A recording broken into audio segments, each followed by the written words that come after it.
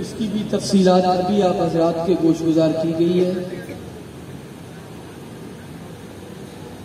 तो ये नीला सफ़ेद भी, शिंगरफ, हड़ताल और नीला, ये तीनों जिनकी तफसीलात अभी पेश की गई है, ये एक जगह पर जमा किए गए।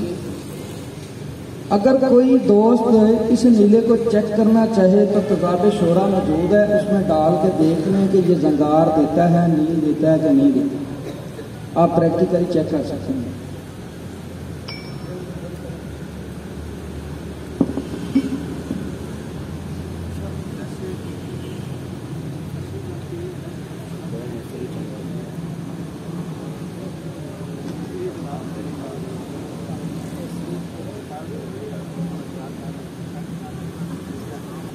ये कलमी शोरा और शीशा नमक का तेल है, इसी के खरल तस्वीरें होंगे इंशाल्लाह।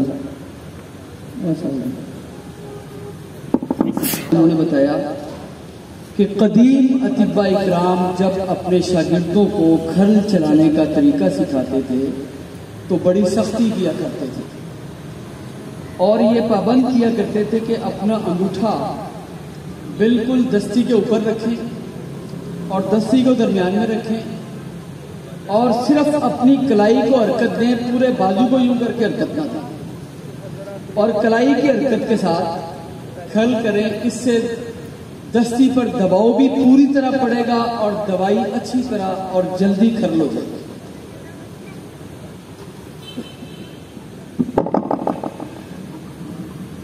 तेल और इसके चंद कतरे इसमें शामिल किए गए हैं।